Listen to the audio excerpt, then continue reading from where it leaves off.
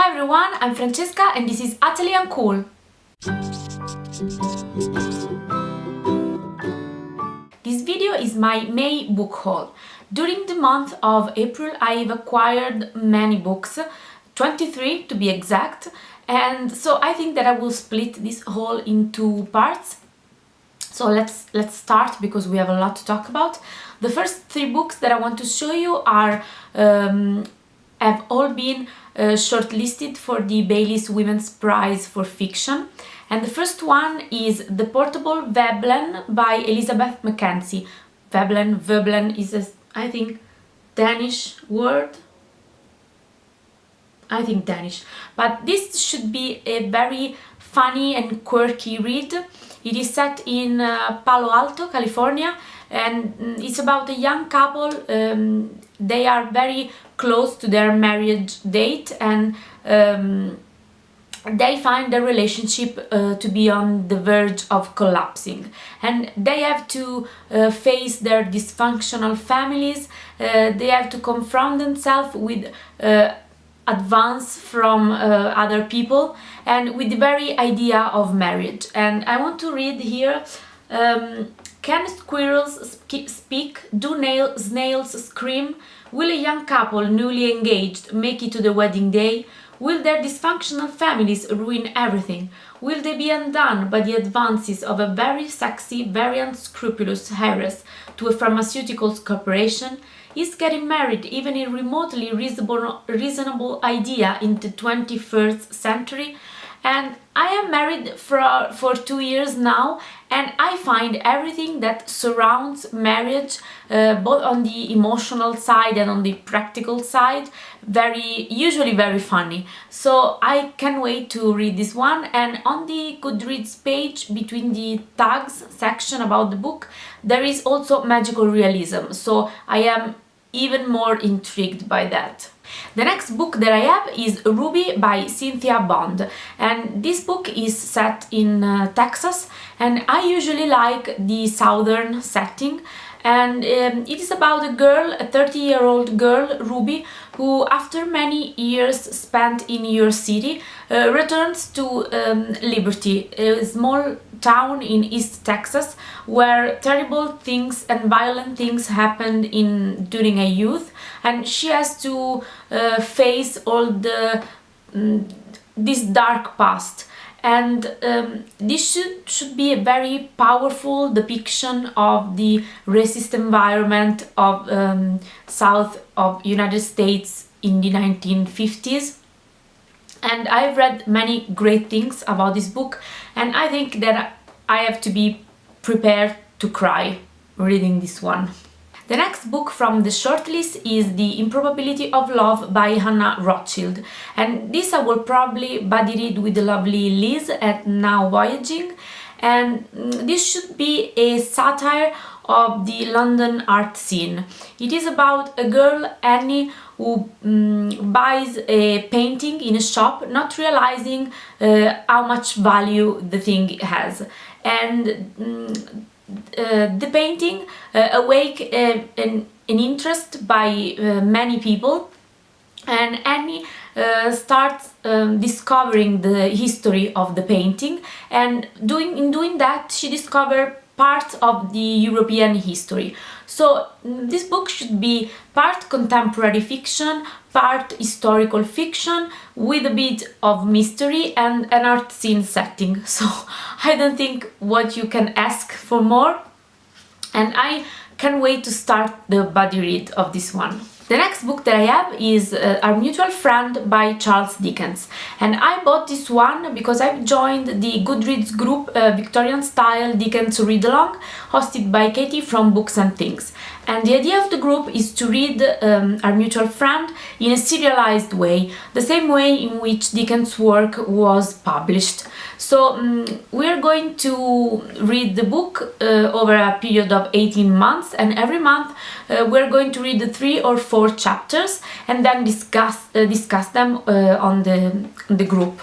And I am very excited about this read along because Katie really knows her stuff when it comes to Victorian literature. So I can wait to see a video talking about the book. Next, I have The Vegetarian by Han Kang, and this was completely inspired by Liz from NowVoyaging and from Kristyn from ViennaWaitsBooks and Jen Campbell.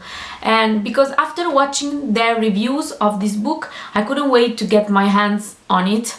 And this is about a girl, a young Hee, who after having a nightmare decides to stop eating meat. And this is a very shocking decision in a South Korean society, and will have a very extreme consequences for her and for her family. And from what I understood, this is the kind of book that stimulates thoughts and discussions, and this is the book that I prefer, so I can wait to read it. And please, let's take one moment to look at this cover, because oh my god, this leafy pattern, metallic leafy pattern, and the wing, and this is so beautiful. Oh. The next book that I bought is Bring Up the Bodies by Hilary Mantel, and this is the second book in the Thomas Cromwell trilogy, and nothing is known about the third book, and this really scares me, because how will I manage after finishing this one? I really don't know, and don't want to think about it right now. And I was really shocked when it came in the mail, because it is so short. It is like 400 pages, while the first one, Wolfall, was I think more than 700. And I will probably rush through this one, and I will probably be very sad, because I will have nothing to continue on in the series, but we can't do nothing about that. And this is about the fall of Anne Boleyn and the conspiracy created by Thomas Cromwell to bring her down and to put Jane Seymour in her place. And I loved Wolfall. I was talking a little bit about it in my last video, so I will link somewhere the video. And I have very high hopes for this one, and this one, like Wolfall, won the Man Booker Prize. Next, I have two books that inspired the two TV series that I am watching, and let me know if you are interested, because I'm planning on doing a video about what I am currently watching, because I watch so many things, especially TV series and documentaries, and right now I have something very intriguing on the go, so let me know if you are interested in seeing that. And the first one is 11/22/63 by Stephen King, and I don't know if I ever mentioned it, but I am very interested in real criminal cases, both Italian and international, the very famous ones, and I read a lot of non-fiction books about them, about the social context, the history of the crime and the investigation. And one of my favorite topic is the Kennedy assassination. I was always fascinated by the Kennedys, their family, all the tragedies in their history, and I think that John Fitzgerald Kennedy and Bobby, his brother, are two of the most relevant historical figures of the 20th century. I didn't read this book when it first came out, because being a sci-fi horror kind of book, I didn't think that it was really for me. But after watching the series, I found it very interesting, and I wanted to get the book to see if it's better than the series. And I have never read anything by Stephen King, so I thought that this could be a great opportunity to start reading something from him. The story is about a man, Jake Epping, an high school teacher, who discovers that the local diner owner has access to a portal that brings you back to 1960s.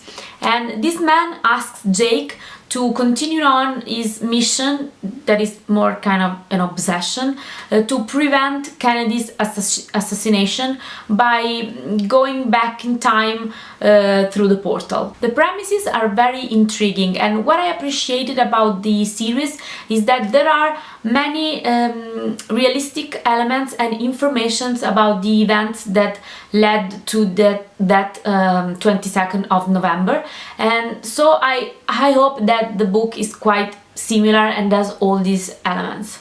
The next book that has been adapted to a TV series is The Night Manager by John le Carré, and as for the Stephen King's one, I have never read anything by John le Carré, and I have always heard such great things about this writing style, so I'm very curious about this one, also because I'm really enjoying the series, and the main characters in the series are played by Hugh Laurie and Tom Hiddleston, which in my opinion is a plus.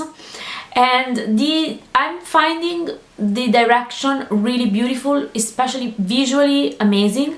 The director is, I don't recall her name, I think she's Danish, and she's going to be the next James Bond movie director, and Tom Hiddleston will be probably the next James Bond. The story is about Jonathan Pine, who is the night manager at a luxury hotel, and through a mysterious woman he discovers some critical information about international arms trafficking, and he wants to pass on these informations to the British government, but this will have terrible consequences, and after that he decides to start a battle against these criminals to secure them to justice. And I'll read the back here.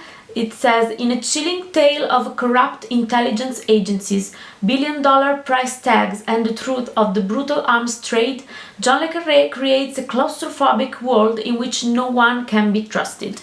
So it will be probably an easy read, but it seems really interesting. Next, I wanted to continue on with the Hogarth Shakespeare series, so I bought the second book, which is Shylock is My Name by Howard Jacobson, which is the retelling of The Merchant of Venice. And I booked the Shakespeare's play as well, because I want to read this one first and then read the retelling. And the comedy is about a Jewish moneylender in Venice who agrees to make a loan to a man he hates because of his anti-Semitism, and because he hates this man, he puts a condition to the loan. If it won't be repaid in 3 months, then Shylock will exact a pound of flesh from the man. And this play seems really dark and controversial, and I can wait to read it and then read the Howard Jacobson version. The last book, finally, of the first part of my haul is The Queen and I by Sue Townsend, and I have never read the Adrian Mole series, but I've heard that it's very popular among British children, and this one is a humoristic tale about the ending of the British monarchy. The royal family has been deprived of all their assets and sent to live somewhere in the Midlands.